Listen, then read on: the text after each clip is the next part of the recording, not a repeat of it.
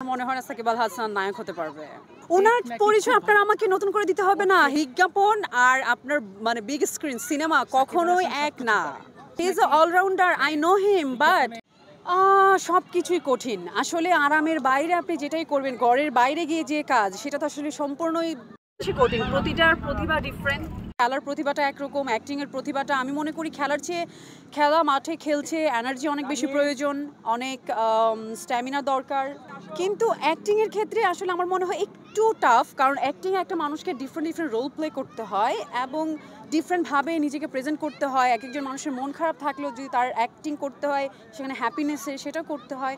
So অ্যাক্টিংটা আসলে আমার মনে হয় আরেকটু বেশি কষ্টের কথা বলবো না, প্রতিবার জায়গা থেকে অ্যাক্টিংয়ের একদম দুইটা ডিফারেন্ট, দুইটা কেন আসলে এক করা পসিবল না। জি, প্রিয় আসলে মেসি। আর যদিও এখন যদি আপনি আমাকে 10 জনের নাম জিজ্ঞেস করেন, আমি আসলে 10 জনের নাম জানি না। আমি এত বড় ফ্যান না যে সারাক্ষণ। বাংলাদেশি ফুটবল প্লেয়ার প্রিয় কে? সরি, আমি বাংলাদেশের কাউকে, এটা আমার গোল পোস্টে এমন কারো উপর রাগ আছে এমন যে গোল পোস্টে দাঁড় করে আপনি ফুটবল দিয়ে মারবেন? কারণ হচ্ছে আমি এটা হলে অনেক কম সাজা হয়ে যাবে। অপছন্দের তো খুব কম মানুষ আছে জীবনে, হ্যাঁ, কিন্তু আমার এতটা শক্তি নেই সে যেটা ডিজার্ভ করে, ওই শক্তিটা আমার নেই। বাট আপনাকে দিয়ে আমি দেখাতে পারি, কারণ আমার মনে হচ্ছে আপনি আমার চেয়ে অনেক বেশি, আপনার এনার্জি, আপনি যদি মারেন আমার জেদটা পূরণ হতে পারে।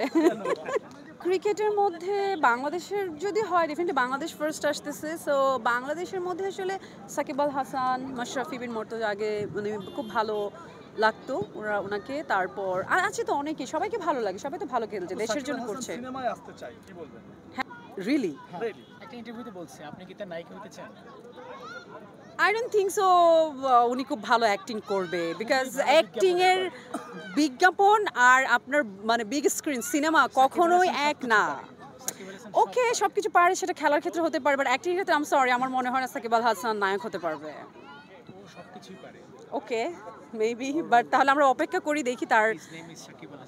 ওকে, তাহলে আমরা অপেক্ষা করি, যদি আমরা ভালো নায়ক পাই তাহলে আমাদের ইন্ডাস্ট্রির জন্য ভালো। যদি আমরা সাকিব আল হাসান অলরাউন্ডার, আমাদের গর্ব, সে যেহেতু এখন ইন্টারন্যাশনাল সেলিব্রিটি, সে যদি এখন আমাদের সিনেমা ইন্ডাস্ট্রিতে আসে আমাদের জন্য ভালো। আপনি নায়িকা হতে চান কিনা তার?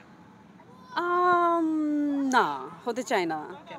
কারণ হচ্ছে আমি নিউ কোয়ার্টিসের সাথে যখন কাজ করেছি অনেক বেশি সাফার করেছি, অ্যাক্টেক অনেকবার নিতে হয়েছে, হয়তো আমার সাথে যখন সিনিয়র কেউ কাজ করছে সেম প্রবলেম হয়েছে। সো আমি আসলে যে কিনা মানে একদমই অন্য একটা জায়গা থেকে এসে ফার্স্ট এতে, হ্যাঁ হি ইজ আ স্টার, সেটা ডিফারেন্ট জায়গায়, সিনেমার জায়গায় তো না। সো সেক্ষেত্রে না, আমি চাই না। আপনার জ্ঞাতার্থে জানাই লাস্ট 10 ইয়ার্স বিজ্ঞাপনে এক নাম্বার।